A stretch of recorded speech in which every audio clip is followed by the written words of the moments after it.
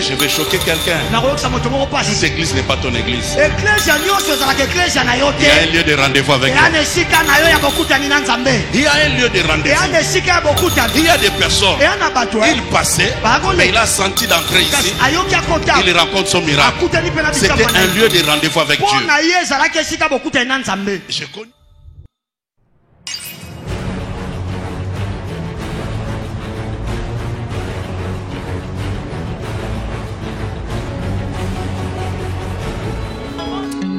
Qu'il soit glorifié notre Dieu. Qu'il soit béni. Nous sommes au rendez-vous de la fête de l'Éternel. Est-ce qu'il y a quelqu'un qui est présent? Il acclame le Seigneur. J'aimerais voir un homme de puissance, une femme de puissance. Acclamez le Seigneur des Seigneurs.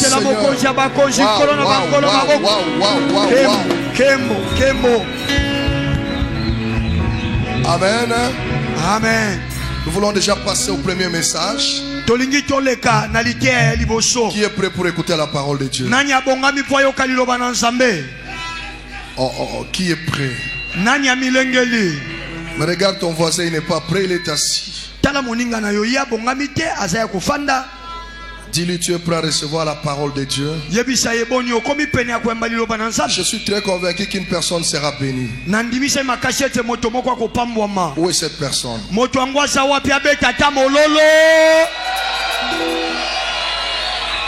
C'est ton voisin ou c'est toi? Pose la question à ton voisin. Tu es prêt? Tu es prêt pour recevoir la parole? J'invite l'homme de Dieu qui nous vient de très loin de l'Italie. Il nous avait déjà béni mardi. Et je suis très convaincu que toi tu seras béni. Est-ce qu'il y a quelqu'un qui croit qu'il sera béni? Si tu seras béni, j'aimerais entendre le bruit qui témoigne. Homme de Dieu, apôtre Kinde. Vos acclamations. Gloire à Dieu, gloire à Dieu, gloire à Dieu. Un amoureux de la parole va encore acclamer très fort son Dieu.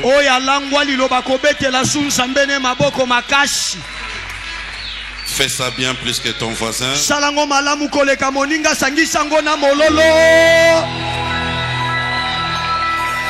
Fais comprendre à ton voisin que tu es vraiment amoureux de Jésus. Que sans Jésus tu n'es rien.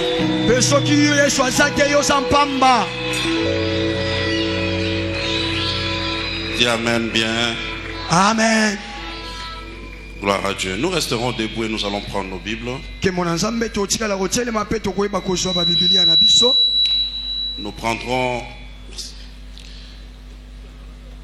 Nous prendrons le livre de Jean chapitre 19. Versets 9 à 5. Versets 2 à 5. Jean 19, 2 à 5. Pour ceux qui écrivent, tu écris aussi Luc 24, 39 à 40. Et à la fin, on va écrire Jean 19, 31 à 37.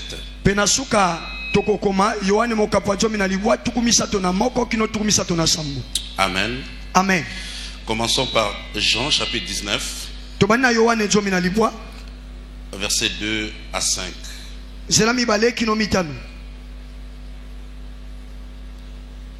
Vous y êtes? On peut lire ensemble. 1, 2, 3. Les soldats tressèrent une couronne d'épines qu'ils posèrent sur sa tête, et ils les revêtirent d'un manteau de pourpre. Puis s'approcha de lui, il disait: Salut, roi des Juifs, et il lui donnait des soufflets. Pilate sortit de nouveau et dit aux Juifs: Voici, je vous l'amène dehors, afin que vous sachiez que je ne trouve en lui aucun crime. Jésus sortit donc, portant la couronne d'épines et le manteau de pourpre. Et Pilate leur dit: voici l'homme. Amen. Amen. Lisons rapidement Luc 24. 39.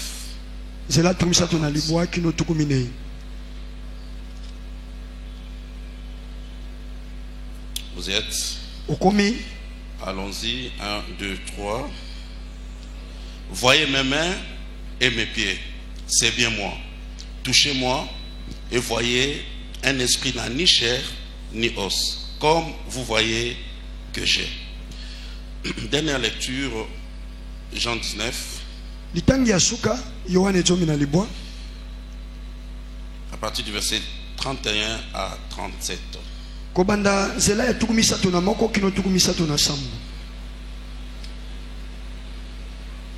Amen. Amen. Dans la crainte que le corps ne restasse sur la croix pendant le sabbat, car c'était la préparation et ces jours de sabbat étaient un grand jour, les Juifs demandèrent à Pilate qu'on rompît les jambes aux crucifiés et qu'on les enlevât. Les soldats vinrent donc et ils rompirent les jambes au premier puis à l'autre qui avait été crucifié avec lui. S'étant approchés de Jésus et le voyant déjà mort, ils ne lui rompirent pas les jambes. Mais un des soldats lui perça les côtés avec une lance et aussitôt il sortit du sang et de l'eau. Celui qui l'a vu et en a rendu témoignage et son témoignage est vrai. Et il sait qu'il dit vrai afin que vous croyiez aussi. Ces choses sont arrivées afin que l'écriture fût accomplie.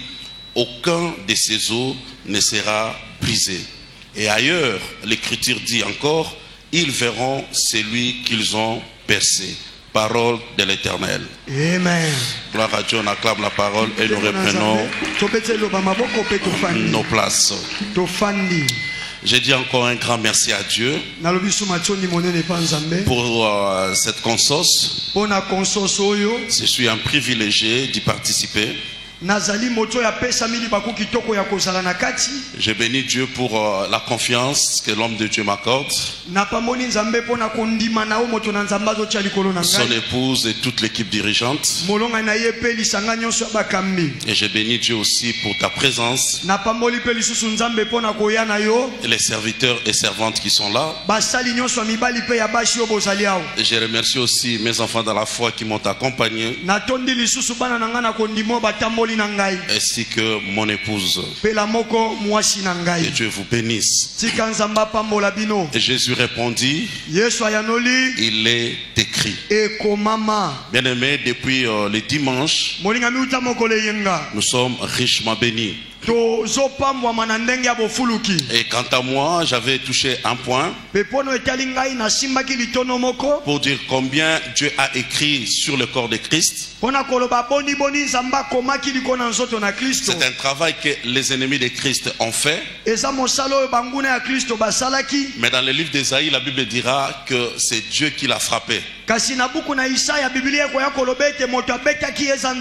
C'est comme si c'est les ennemis qui le frappaient. Mais en réalité, c'était la main de Dieu. Dieu voulait aussi laisser sur le corps de son fils les écrits. Parce que Jésus lui-même est la parole. Mais ce que Jésus a accompli depuis sa naissance jusqu'à sa résurrection, c'était l'accomplissement de notre rédemption. Et nous trouvons que tout est payé par le sang dans la Bible. Et Jésus aussi a payé par son sang. C'est comme cela qu'il va recevoir dans les diverses parties de son corps cette plaie.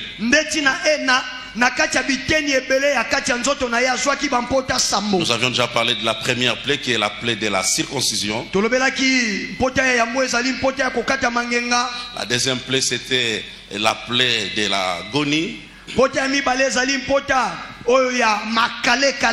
Et nous nous sommes arrêtés à la plaie de la flagellation. Je vais vraiment être rapide et résumer les choses pour gagner le temps. Il y a un deuxième orateur.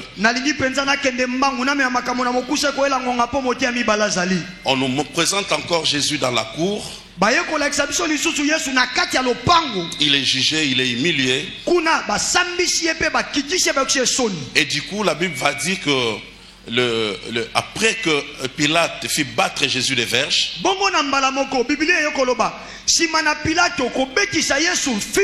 les soldats ont été inspirés d'eux-mêmes pour humilier encore Jésus. Ils vont tresser une couronne d'épines et posèrent sur la tête de Jésus. Et voilà, c'était la quatrième plaie sur le corps de Jésus. Bien-aimé dans le Seigneur, à l'époque de la crucifixion de Jésus, Jésus ne fut pas la première personne à être crucifiée. Les biblistes disent qu'il y avait plus de 10 000 crucifiés déjà.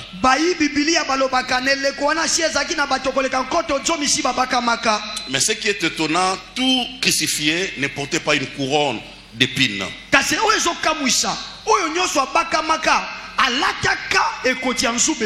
On va seulement les faire et les poser sur la tête de Jésus. En fait, c'était toujours dans la pensée de dénigrer Jésus, de le diminuer. En fait, il se disait que tu as dit que tu es roi. Et si tu es roi, tu dois avoir une couronne royale. Et pour l'humilier, on va prendre une couronne d'épines et les poser sur sa tête. Ça va percer sa peau. Et le sang va commencer à couler. Mais j'ai béni Dieu pour le travail que Christ a fait, d'avoir accepté cette couronne d'épines. C'était souffrant, mais il était en train de réparer. Quant au premier Adam, Dieu lui a dit que tout ce que tu mettras sous la terre, ça va te donner des ronces et des épines. Et voilà maintenant Jésus qui arrive. On lui fait une couronne d'épines et on place sur sa tête. Et quand ces épines percent sa tête, ça touche son sang. Et le sang qui coule est en train de réparer ses points. C'est pour cela que je crois de tout mon cœur. Nous sommes dans une saison où je peux s'aimer et récolter avec assurance. C'est mon père qui a récolté des épines, mais ce n'est pas mon partage.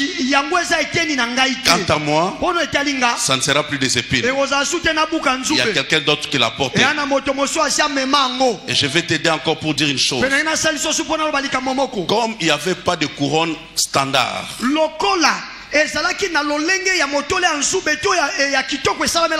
ils n'avaient pas de couronne là-bas pour aller directement prendre. Mais ils sont allés vers Jésus. Mon pasteur va me permettre. Il devait prendre la mesure de la tête de Jésus et aller confectionner une couronne juste à sa mesure et les percer. Parce que s'il faisait une grosse couronne, ça n'allait pas lui faire mal. On cherchait à lui faire mal. Alors ils sont allés prendre la mesure de sa tête et ils sont allés confectionner une couronne. Mais laisse-moi encore aller très loin. La tête représente ton onction. Parce que l'huile commence par la tête. On peut t'amputer plusieurs parties du corps, tu vivras encore. Mais si on te décapite, ça sera ta mort. Alors qu'est-ce qui va se passer? On va aller chercher sa tête. D'ailleurs, quand on te fait la guerre, quelqu'un veut te tuer, on dit il cherche ma tête. Ta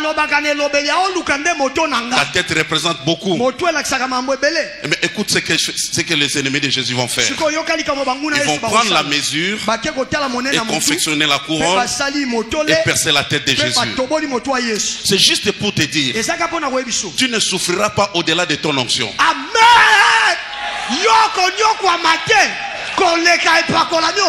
Tout ce qui peut t'arriver, c'est à la mesure de ton onction. Le diable sait quelle est l'onction que tu représentes et il te fait la guerre par rapport à ton onction.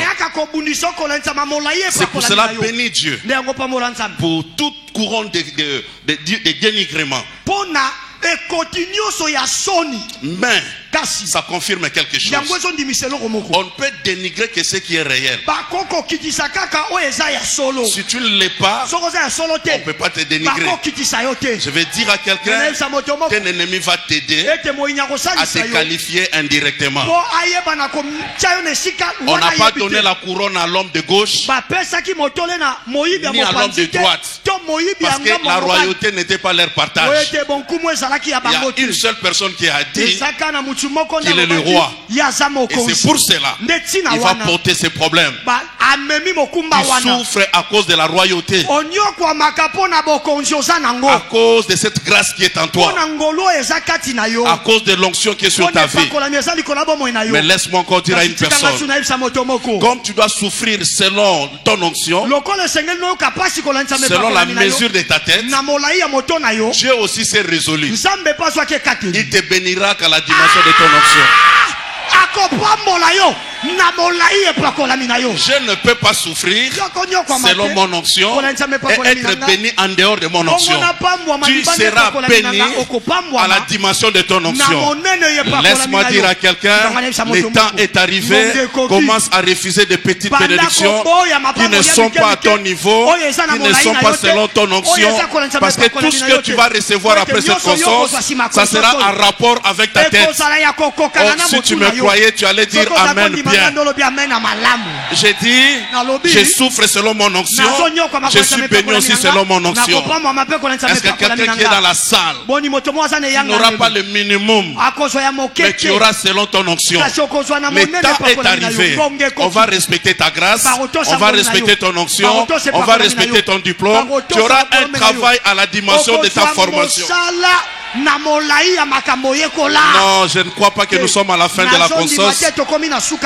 Sinon, les enfants de la puissance allaient dire Amen bien. J'ai dit à quelqu'un, le diable me fait souffrir, mais c'est de la même manière que je serai béni. Joseph l'a dit à ses frères, vous m'avez souhaité le mal, mais Dieu l'a changé en bien. Donc s'il n'y avait pas le mal, Dieu n'aurait rien entre ses mains à changer. J'ai dit à quelqu'un, de la même manière que tu as souffert, c'est de la même manière que tu seras béni. Est-ce que cette personne est dans la salle? Je suis en train de chercher cette personne. Est-ce que la personne est ici ou est au balcon là-bas? Oh, donne-moi un amen puissant. Mais laissez-moi encore te dire ceci. Vous savez, nous trouvons les épines sur des branches d'arbres et parfois sur les plantes qui sont vraiment très bas.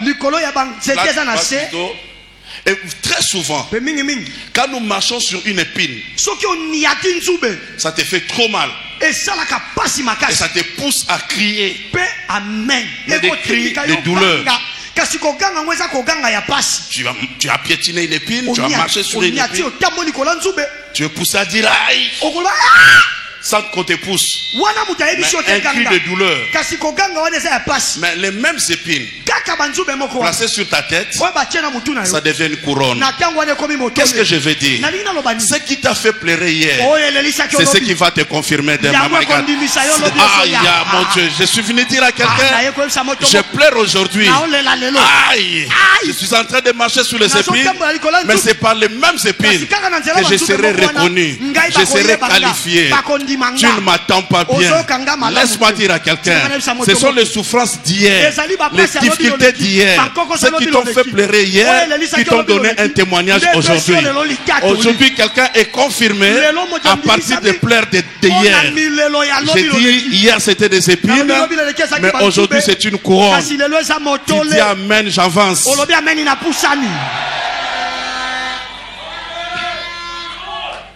Nous avions eu un artiste ici qui a fait un chant qui s'appelait Kotianzoube. Donc le monde sait, si tu as, je peux traduire, un chapeau d'épines ou une couronne d'épines, cela veut dire que tu as mal à la tête. Amen.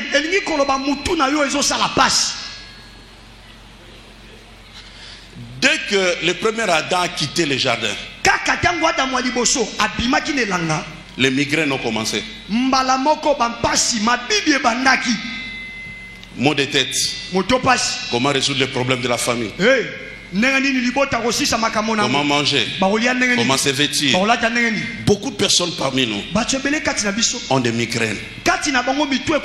La tête. Jésus a porté cette souffrance pour que toi, tu aies plus de migraines. Quelqu'un ne m'écoute pas bien, mais je suis venu te dire, tes enfants feront la rentrée scolaire dans la paix. Tu n'auras pas la dépression pour résoudre les problèmes. Jésus a apporté ces souffrances. Des maux de tête pour les problèmes, ce n'est plus pour toi. Il y a quelqu'un qui a apporté cela. Mais ce qui est vrai, on ne couronne pas le monsieur de gauche ni de droite, mais c'est lui qui est au milieu. Partout où tu seras, même dans tes souffrances, tu seras situé au milieu. Tu seras remarquable, même dans la souffrance, tout comme aussi dans la gloire. Jésus a dit ceci, il est écrit, même au milieu de tes ennemis. Cela veut dire que tu te retrouveras toujours au milieu, mais tu seras toujours distingué. On ne mettra pas la couronne à celui qui est à gauche et à droite, même si ce sont des couronnes des épines, mais c'est toi seul qui vas le porter, et on regardera de très loin. Oh, tu ne me crois pas. Et c'était écrit sur son bois, celui-ci est le roi des Juifs. Les gens ont discuté sur cela. Oh non, non, non, on doit enlever cela. Ce n'est pas nous qui l'avons voté. Mais il ne savait pas que lui n'est pas éligible. Lui, il est roi par essence. Et le roi qui a écrit va dire à tout le monde, écoutez, ce qui est écrit est écrit. Je suis venu dire à quelqu'un, ce qui est écrit sur ta vie, personne n'a le droit de l'effacer. Ni ton oncle sorcier, ni tes ennemis. C'est déjà écrit. Mais ce n'était pas écrit à ta naissance, c'était écrit avant ta naissance. Avant que tu sois là, Dieu a déjà écrit sur toi. Tes ennemis sont venus en retard par les épines de dénigrement, mais il est resté roi. Il était distingué des autres. Malgré les problèmes et difficultés, tu seras toujours distingué. Oh, tu me dis amen. Amen. C'était la quatrième plaie sur le corps de Jésus. Et après, nous sommes dans Luc 24, 39 à 40. Jésus ressuscité, il apparaît dans la maison. Les portes et fenêtres sont fermées. Et les disciples étaient dans la panique. Il dit, nous sommes visités par un fantôme. C'est un esprit. Jésus leur dira, restez calme. Regardez mes mains. Regardez mes pieds. Il y a une écriture.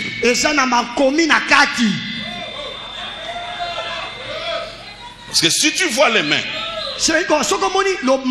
il est resté avec des mains trouées. Si tu vois ses pieds sont troués. C'était pour leur confirmer que le monsieur qui était à la croix, qui était enterré, c'est le même monsieur qui est devant vous. Mais qu'est-ce que Jésus fait? Je vais en parler en inversant un peu. Je commence par la plaie des pieds. Jésus accepte que ses pieds soient troués. Par les pieds, nous avons le mouvement, les déplacements. Mais je vais dire à quelqu'un, la bénédiction aussi est liée à un lieu. Amen. Alors si tes pieds ne se déplacent pas, tu risques de ne pas être béni. Dieu est partout, mais Dieu ne bénit pas partout. Avant que Dieu te bénisse, Dieu doit te fixer un rendez-vous. Il a dit à Abraham, laisse ta patrie, va dans le pays que je te montrerai. Pour aller, il faut utiliser les pieds. Mais laissez-moi aller rapidement. Beaucoup parmi nous n'ont pas de pieds bénis. Celui qui n'a pas de pieds bénis se retrouve seulement là où il y a des problèmes. Amen. Ses pieds ne sont pas bénis. Il a été dans un endroit. Dès qu'il se déplace, c'est alors que la bonne nouvelle arrive. Il n'a pas un pied béni. Il y a d'autres filles dans la vie. Elles sont allées visiter leur tante. C'est dans cette maison-là qu'un jeune homme est venu. Ils se sont vus. Et l'histoire du mariage a commencé. Parce qu'elle a des pieds bénis. Elle se retrouve toujours à un bon endroit au bon moment. Mais tu peux aller partout dans le monde, même les pays les plus riches. Si tes pieds ne sont pas bénis, tu ne te retrouveras pas. Écoutez, Dieu dit à Abraham, amène l'enfant sur la montagne, un lieu de rendez-vous. S'il allait sur une autre montagne, il n'allait pas voir Dieu. Jésus dit aux apôtres, attendez à Jérusalem pour recevoir une puissance. Tu restes à Béthanie parce qu'il y a une résurrection de Lazare, tu ne verras pas la puissance. Je vais choquer quelqu'un. Toute église n'est pas ton église. Il y a un lieu de rendez-vous avec toi. Il y a un lieu de rendez-vous. Il y a des personnes, il passait, mais il a senti d'entrer ici. Il rencontre son miracle. C'était un lieu de rendez-vous avec Dieu.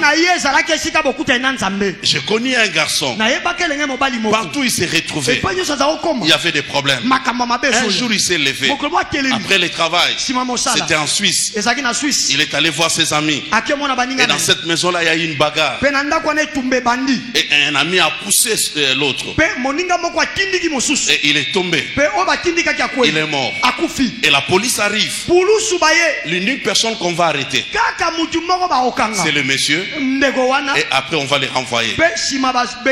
C'était pas lui l'auteur. Il était tranquille dans sa maison.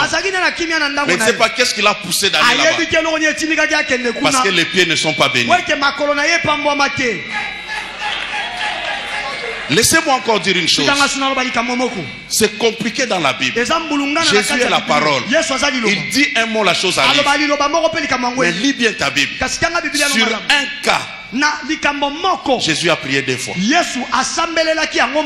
Dans 2 endroits différents.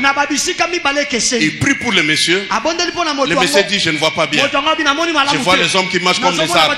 Il les tient par la main. Il les déplace. La bénédiction est liée à un lieu. Et dehors, en dehors de la ville, il prie pour le monsieur. Le monsieur voit. Et il lui dira, rentre dans ta maison, mais ne rentre pas dans le village. Mais comment arriver dans sa maison sans passer par le village?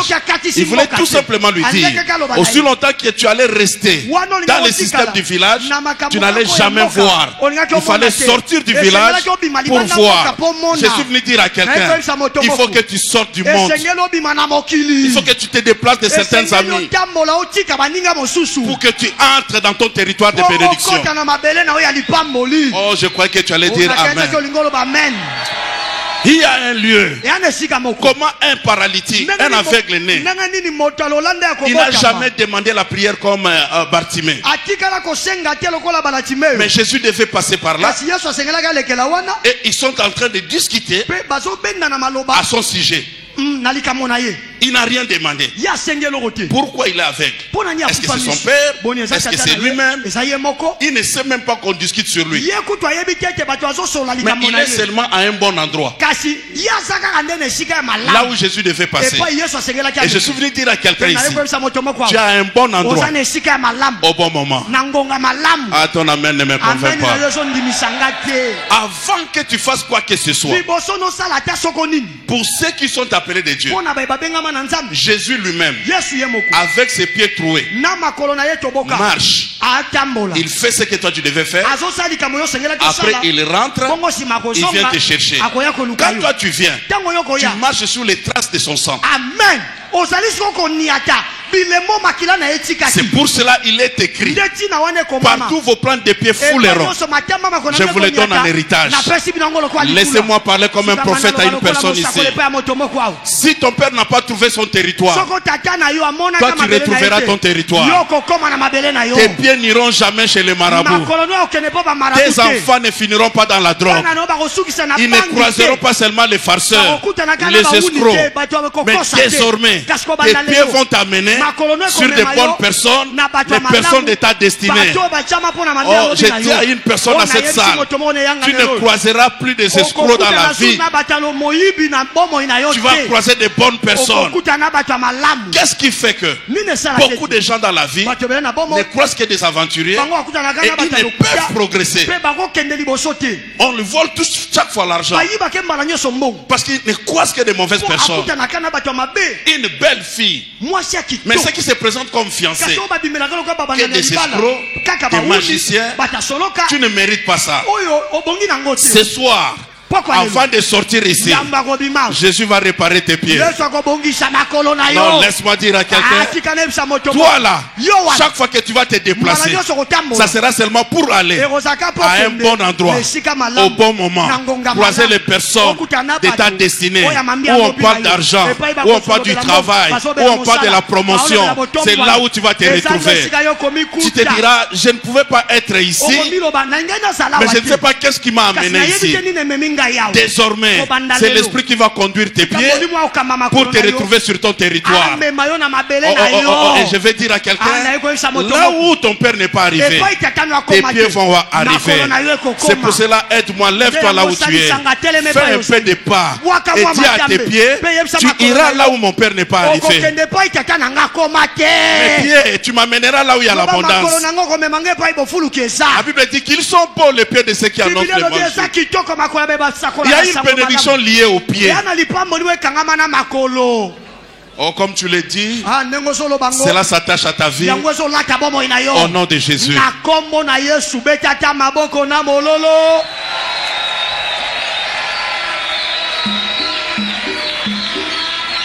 Il y a d'autres personnes, ils étaient à la maison. Il ne sait pas ce qui lui pousse. Il se retrouve à sortir. Il a fait un accident, il est mort. Il était dans un mauvais endroit. Mais que Dieu aide tes pieds. Tes pieds iront très loin. Tes pieds vont entrer dans des palais royaux. Cette personne n'est pas ici. Tes pieds vont t'amener partout. Oh mon Dieu. Oh mon Dieu. Ate kota ki mayanzi. Et ça problème te. Problème est que Yesu adnima ma colonne toboka. Pour ma colonne toboka lisusu te. Amen. Yoko tambola. Ah mon Dieu. Dis amen bien qu'on avance. Amen. Il n'a pas seulement montré les pieds. Il a montré les mains. Dis avec moi les mains.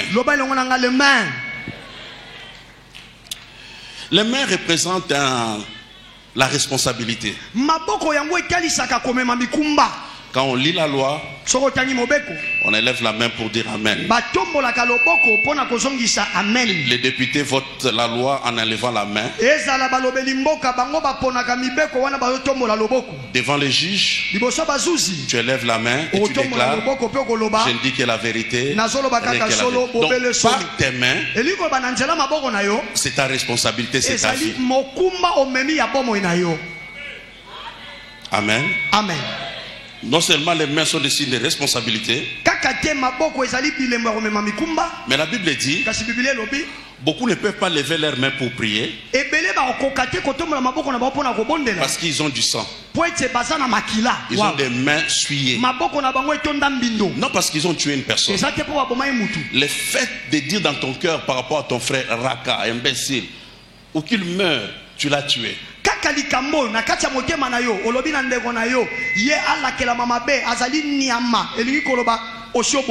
Et pour Dieu, tes mains sont souillées. J'étais une fois à Paris. J'ai prêché et la gloire de Dieu était dans la salle. J'ai demandé à tout le monde de lever ses mains. Il y avait un monsieur derrière, gros bras, il ne voulait pas lever ses mains.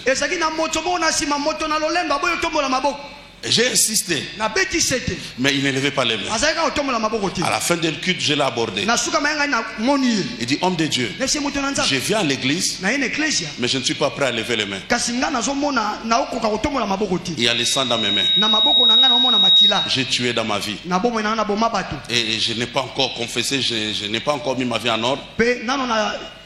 Parce il venait au culte, mais il avait le projet encore de tuer quelqu'un. Mais sa conscience lui disait, tu ne peux pas lever les mains parce qu'il y a du sang entre tes mains. Il y a des personnes qui n'ont pas des mains bénies. Tout ce qu'ils touchent, ça ne franchit plus. C'est une question des mains. Et il y a une bénédiction liée aux mains. Dieu ne dépose l'onction dans la vie d'une personne, transmis par la parole, mais la connexion par la main. Vous imposerez les mains aux malades. Donc tu ne peux qu'avoir des mains bénies pour que ça passe. Quelqu'un me suit? Amen. Quand on n'a pas les mains bénies, on perd tout ce qu'on a entre ses mains. Mais ce que j'ai encore aimé dans la vie de la parole, dans Isaïe 49:16, Dieu dit, voici j'étais gravé sur mes mains, tes murs sont toujours devant mes yeux. Je dis, les dieux de la loi qui a refusé les tatouages, mais il a tatoué ton nom dans ses mains. Cela veut dire, chaque fois qu'il veut signer, il te voit. Il veut manger, il te voit. Il y a un nom qui est gravé sur les mains de Dieu. Ce n'est pas le nom de ton voisin. C'est ton nom. C'est pour cela je suis dans la paix. Si ça ne marche pas aujourd'hui, ça va marcher demain. Parce que je ne suis pas loin. Je suis gravé sur ses mains. Oh mon Dieu, vous savez, tout ce que tu fais, c'est l'œuvre de tes mains. Et Dieu veut que tu vives l'œuvre de tes mains. La Bible dit ceci, que Zorobabel a bâti et ses mains vont l'achever. Dieu voulait dire que ce que tu commences, tu vas le toucher à la fin. Que Dieu puisse t'aider. Ce que tu as commencé à faire, que tes mains puissent se réjouir pour les toucher. J'aimerais vraiment qu'on lise un verset pour on va avancer. Ésaïe 65 verset 22. Il y a une mine d'or ici. Qu'est-ce que la Bible nous dit? Ésaïe 65 verset 22. J'irai rapidement. La Bible dit ceci. Ils ne bâtiront pas des maisons pour que notre les habite. Ils ne planteront pas des vignes pour que notre en mange le fruit. Car les jours de mon peuple seront comme les jours des arbres. Et mes élus jouiront de l'œuvre de leurs mains. Fini ce temps-là. Tu as commencé à construire une maison. Tu vas mourir avant et d'autres vont l'achever et d'autres vont l'habiter. Toi tu vas commencer, tu vas terminer, tu vas habiter. Tu n'es pas là. Je voulais dire à quelqu'un, tu ne vas pas planter par tes mains pour que les autres mangent le fruit. Ce temps-là est révolu. Maintenant là, tes mains vont toucher l'œuvre pour lesquelles tu as souffert. J'ai dit tes prières vont te payer, mais tes mains vont toucher une voiture, tes mains vont toucher une maison, tes mains, oh non, la personne là est là-bas. J'ai dit ça ne sera pas les mains de mon père. Il y a de ceux-là qui ont enduré dans la vie, mais à la fin c'est un oncle qui va toucher. Ce temps-là est révolu. Toi tu vas construire tes maisons, tu vas habiter tes maisons, tes mains vont toucher ce que tu as fait dans la vie. J'ai dit tu ne mourras pas avant que tes mains puissent toucher c'est pour lesquels tu es en train de te battre dans la vie. Tu termineras ce que tu as commencé et tes mains le toucheront. Tu le crois, tu dis amen bien. Écoutez, les mamans Gigi qui habitent Paris, ils ont l'air français aussi. Quand quelqu'un n'a rien, on dit ou il perd tout ce qu'il gagne, on dit il a des mains trouées. Amen. Amen. Mais Jésus accepte d'avoir les mains trouées. Et il est ressuscité avec les mains trouées. En fait, c'était tes mains qui étaient trouées. Mais il a accepté que ses mains soient trouées pour que toi, à ton tour, tes mains ne soient plus trouées. Écoute ce que dit la Bible. Tout ce que nous demanderons à son nom, il nous sera donné. En fait, quand on prie devant Dieu, mon frère peut être Dieu. Et nous, lui, il est Jésus. Lui, il est Dieu. Lui, il est Jésus. Si je viens moi-même demander au Père, il ne me sera pas donné. Parce que toute ma justice n'est qu'un manteau souillé. Le Père ne voit que le Fils. Alors qu'est-ce qui se passe? Jésus tend sa main. Il dit: Papa, donne-lui une voiture, donne-lui une maison, donne-lui une femme, donne-lui ceci. Mais Jésus n'a pas besoin d'une femme, ni de voiture, ni de maison. Mais comme ma vie est cachée en Jésus, aussi et là-bas, quand on dépose chez Jésus, ça, comme ses mains sont trouées, ça tombe sur mes mains, je récupère. Tu ne m'attends pas bien. J'ai dit tu ne m'attends pas bien. J'ai dit à une personne, tu ne resteras plus avec les mains trouées, parce que Jésus a accepté que ses mains soient trouées pour que toi tu récupères ce que Dieu dépose entre ses mains. Quelqu'un qui est dans cette salle, je suis venu te dire, c'est ton père qui a perdu, c'est ta tante qui a perdu, c'est ta mère qui a perdu parce qu'il avait les mains trouées.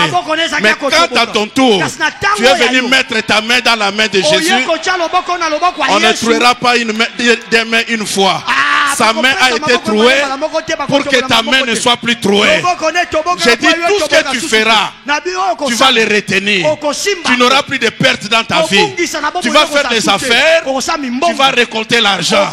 Tu ne vas plus perdre dans ta vie. J'ai dit tes mains sont bénies. Tu ne me crois pas mais j'insiste. J'ai dit tes mains vont retenir tout ce que Dieu te donnera. Tu ne perdras plus rien. Oh mon Dieu, tel que tu es en train d'acclamer, tes mains aussi reçoivent de Dieu. Tes mains ne seront plus trouées. Tes mains ne seront plus trouées. Il a écrit que tout ce que tu toucheras sera transformé en or. Que tes mains soient bénies. Tes mains vont ramasser l'or. Tes mains vont ramasser les diamants. Tes mains vont compter l'argent. Oh mon Dieu, la personne n'est pas ici certainement. J'ai dit tes mains Si tu me crois, mets tes mains comme ça et parle à tes mains.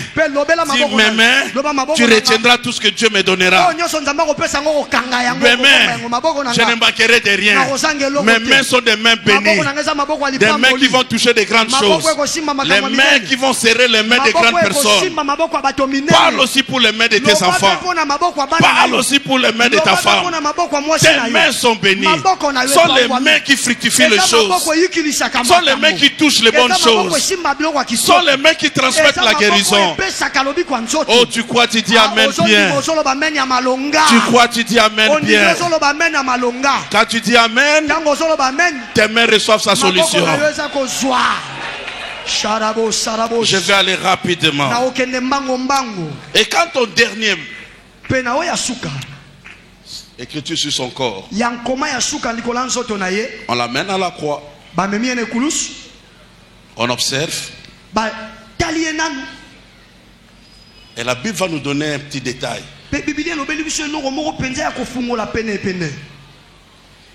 Je peux voir 3 personnes ici. Rapidement. Ok, toi tu as compris. Ça va 3. Je ne choisis personne, mais entre vous que quelqu'un descend.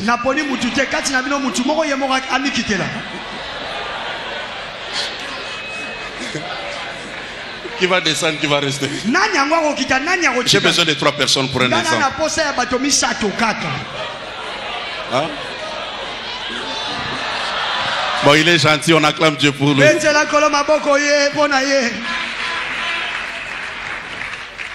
Ok. Ils sont à la croix.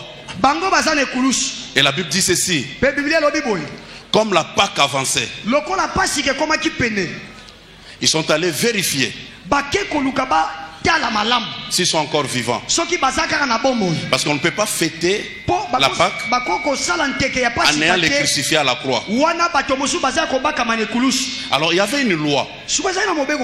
Il fallait briser leurs jambes pour les précipiter à la mort. Mais voilà les soldats qui sont allés prendre l'autorisation chez Pilate. Ils viennent avec la loi. C'est signé. Il est écrit par Pilate. Il faut briser les jambes des prisonniers. La Bible me dira ceci. Ils ont brisé la jambe du premier. Ils sont arrivés chez Jésus. Ils ont trouvé que Jésus était déjà mort. Ils sont allés briser les jambes de l'autre. Ce que je voulais te dire, ce qui est loi de ta famille, Jésus va le briser. La loi brise tout le monde, mais la loi n'a pas brisé Jésus. Mais c'est Jésus qui a brisé la loi. Est-ce que quelqu'un m'attend trop bien? Tout ce qui était loi, établi que si c'est là, ça brise tout le monde. Ça peut briser ton grand frère, ça peut briser ta petite soeur, mais cela va te sauter.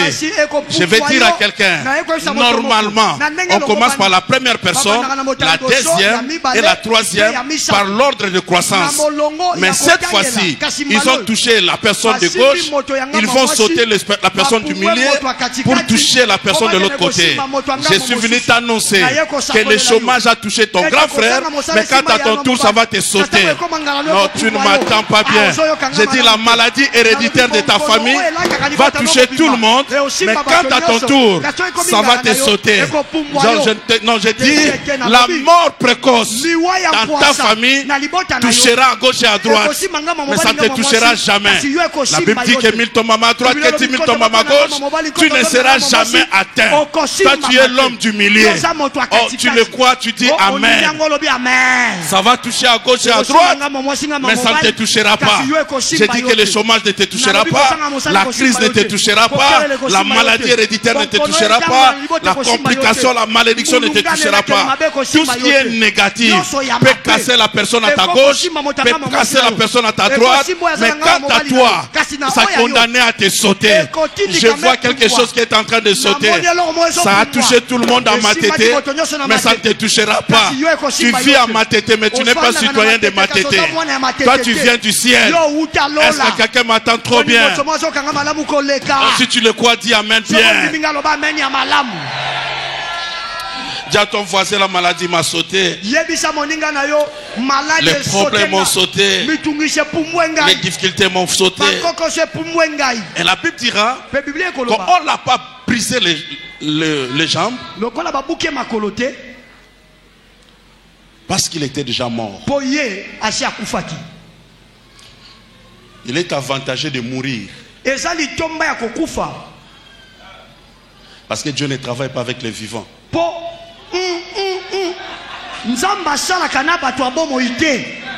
Dieu prend les vivants, il les tue. Il fait ressortir une autre personne. Si quelqu'un est en Christ, il est devenu une nouvelle créature. Ce qui nous dérange, à l'église, ce sont des vivants. Les vivants discutent trop. On ne va pas saluer. Regarde comment on m'a regardé. Parce qu'il est vivant. Un mort ne sent rien. Tu les critiques, il est là. Non, tu ne m'attends pas bien. C'était avantageux pour Jésus. Il a brisé ce qui est écrit par Pilate. Je dis à quelqu'un, ce qui est écrit en dehors de Christ sera brisé. Et après, pour vérifier si réellement il est mort, un soldat va amener la lance et percer ses côtés. Et c'était la 7e plaie dans le corps de Jésus. Comme second Adam, il ne peut pas partir sans son épouse. On a pris l'épouse dans le premier Adam, dans l'agonie ou bien dans son coma.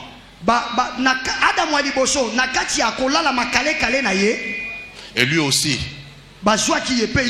il était KO. On vient percer. Mais ce qui est avantageux, à chaque fois que Jésus recevait une plaie sur son corps, c'était le sang qui coulait. Mais quant au 7e et dernier, la Bible dit le sang est lourd. Je vais dire à quelqu'un, il y a un système ici. Tu demandes quelque chose, je te donne. Après on le matabisi, un bonus. C'était pas dans les paquets, mais on ajoute. C'était les sangs. Mais à la fin, il ajoute l'eau. J'ai dit dans ta vie, il ajoutera. Oh mon Dieu, est-ce que je parle à quelqu'un? Tu n'auras pas comme tout le monde. Tu auras l'expiation. Tu auras aussi la purification. Le sang nous purifie, mais l'eau aussi nous purifie. Je vais dire à quelqu'un, Yesu akosokola yo, akobongisa yo, makila ekolongola masumu, okobonga na kati okobonga libanda.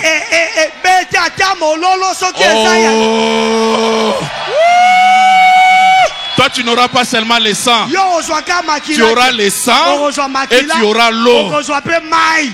Or, quand l'homme est vivant, l'eau et le sang se mélangent. Mais quand l'homme rend l'âme, l'eau et le sang se séparent. Donc c'était la preuve qu'il est réellement mort. Mais on ne pouvait pas les briser les jambes. Ce que Pilate ne savait pas, ce que ces soldats ne savaient pas, mais Dieu le savait. On ne peut pas les briser les jambes. La Bible dit parce qu'il était écrit. Il y a des choses qui ont été écrites sur toi. Même si ça date, ça va s'accomplir. Les gens ont oublié qu'il est le même agneau que les Juifs ont mangé, les Hébreux ont mangé en Égypte. Mais il y avait une interdiction. Mangez tout, ne brisez pas les os. Or l'agneau était là. Mangez tout, mais ne brisez pas.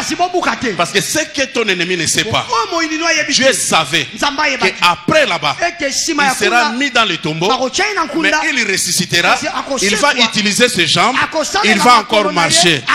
J'ai dit à quelqu'un, toi là ce n'est pas la fin, tu vas encore marcher, ton mariage va marcher, ton commerce va marcher. J'ai dit ça va encore marcher.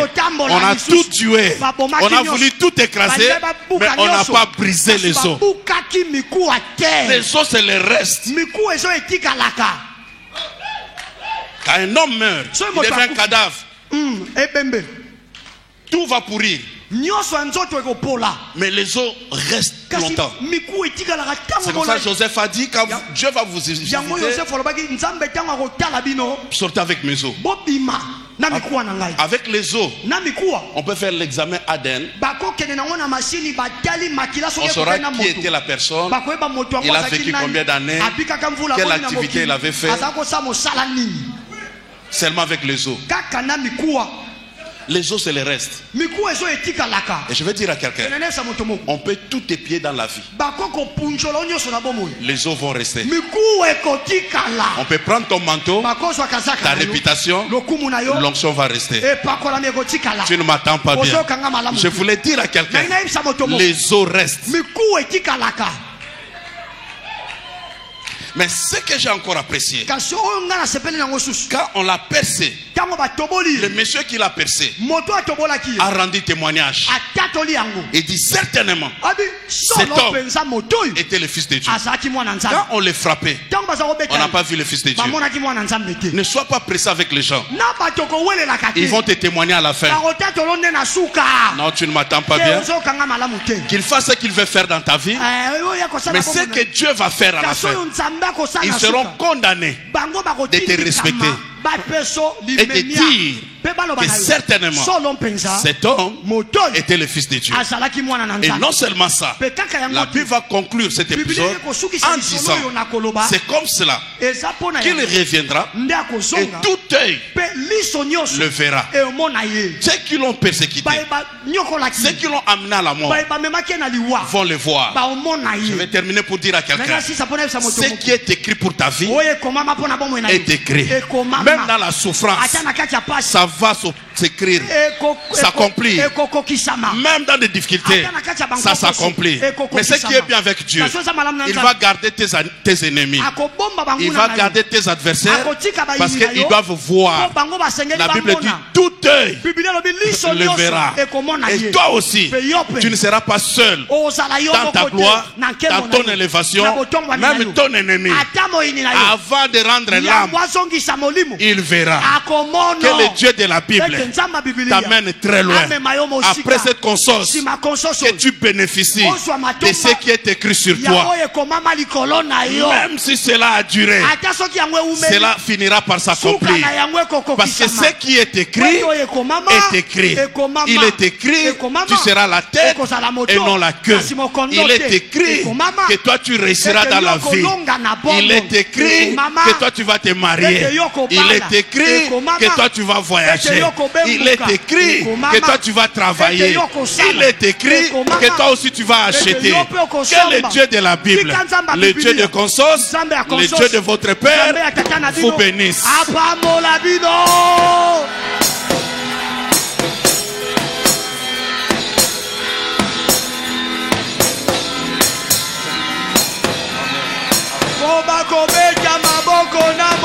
Alléluia.